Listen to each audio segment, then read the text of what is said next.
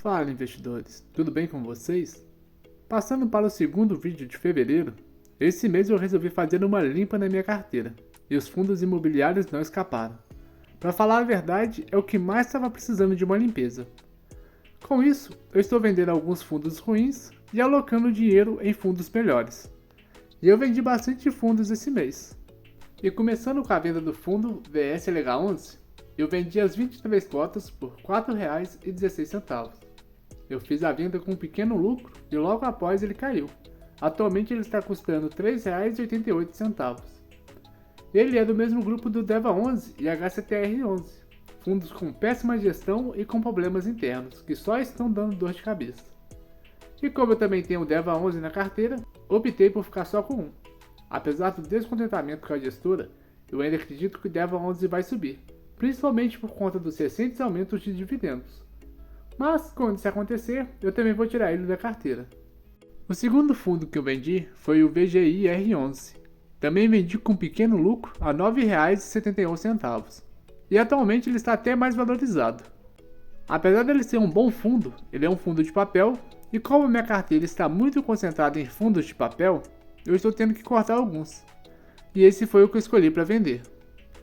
Por um motivo similar, eu vendi o XP-SF11.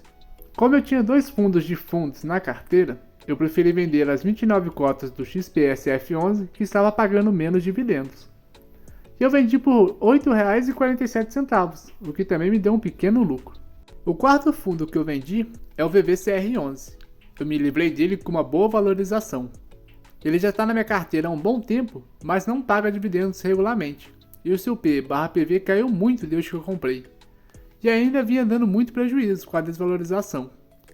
Esse fundo também tem uma baixa liquidez. A vantagem veio com o desdobramento da cota. A cota se desdobrou em duas, então o valor patrimonial, que era R$ 21,49, caiu para R$ 10,74. Porém, o mercado demorou para perceber isso, e algum desavisado deixou uma ordem de compra por um preço muito acima desse valor. E eu aproveitei essa brecha para me livrar desse fundo, sem ter prejuízo. O meu preço médio, que era R$ 21,85, caiu para R$ 10,92. E eu consegui fazer a venda por R$ 11,47. Então, no final das contas, ainda saí com um bom lucro. Logo após efetuar a venda, o valor da cota voltou ao normal, a R$ 10,50. E por último, vendi as 46 cotas que eu tinha do CARI11, por R$ 1,77. E o preço médio era de R$ 1,93, então eu tive um pequeno prejuízo. Mas esse é um péssimo fundo que eu nem sei por que adicionei na carteira. Me livrar desse fundo foi a melhor decisão a ser tomada. Agora, com o dinheiro das vendas mais o aporte desse mês, eu comecei a investir aumentando a minha posição em fundos que eu já tenho na carteira. Começando com a compra de 35 cotas do BIM11. Ele é um fundo que investe em CRIs, fundos imobiliários e permutas, e que está pagando bastante dividendo, mais de 13%. E está com uma pequena desvalorização, o que deixa mais descontado, tendo seu P/PV de 0,84. O fundo também tem poucos cotistas e uma baixa liquidez. Nos últimos meses, há um certo receio do mercado quanto aos dividendos do fundo, já que ele vem usando a sua reserva. Mas mesmo se tiver uma queda no rendimento, a média do dividend yield ainda vai ficar acima de 10% ao ano. Então, com essa compra, eu cheguei a um total de 85 cotas no preço médio de R$ 7,37. A segunda compra foi de 15 cotas do VGHF11. Ele é um fundo de papel que está pagando ótimos dividendos, quase 14%. Ele teve um aumento muito grande no capital depois da emissão de cotas e ele comprou o fundo MGFF11 e está lidando muito bem com a fusão. Ele está sendo negociado por um preço justo, tem muitos cotistas e conta também com uma alta liquidez diária. Então, com a compra, eu cheguei a 63 cotas e paguei até um pouco mais caro, tendo preço médio a R$ 9,59. A minha terceira compra foi de mais 8 cotas do RECT11. Ele é um fundo de laje corporativa que, apesar do problema com a alavancagem que está atrapalhando o fundo e causando uma grande desvalorização, ele está pagando bons dividendos. Levando em consideração o atual valor do fundo, um fundo de tijolo que custa R$ 43,00 e vem pagando 40 centavos de dividendo vale muito a pena. E ele vem mantendo esse pagamento desde junho.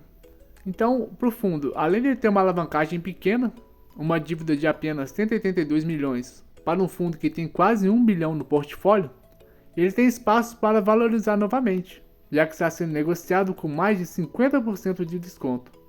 E na primeira venda que o fundo fizer, ele acaba com a alavancagem.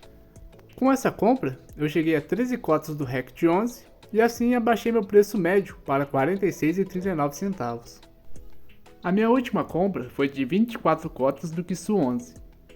Esse é um fundo de fundos que vem pagando mais de 10% em dividendo e está com desconto de 7%, além de contar também com 130 mil cotistas e uma alta liquidez.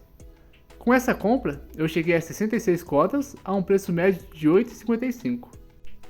Com todas essas vendas, eu saí de 22 para 15 fundos imobiliários, mas eu ainda pretendo reduzir mais. Eu ainda pretendo vender o JSRE11, fundo que eu comprei para valorizar, e assim que acontecer eu vou vender. O XPCM11, fundo de apenas um edifício e que está com uma enorme vacância há anos e que está me dando prejuízo de mais de R$100 e recentemente ainda parou de pagar dividendos. O DEVA11, que estava com grandes expectativas para esse ano, mas eu já vi que não vai ser legal.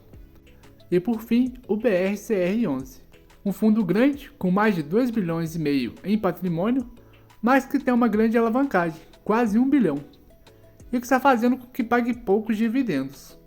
Eu pretendo vender esses fundos o mais rápido possível, assim que eles valorizarem, ou se realmente perceber que não tem futuro, como foi o caso do CARI 11. Agora, com relação à renda fixa e os REITs, eles continuam a mesma coisa. Então é isso, pessoal. Me diz o que você está achando da minha carteira e das minhas mudanças. E se você tiver alguma dica, deixa nos comentários. Valeu!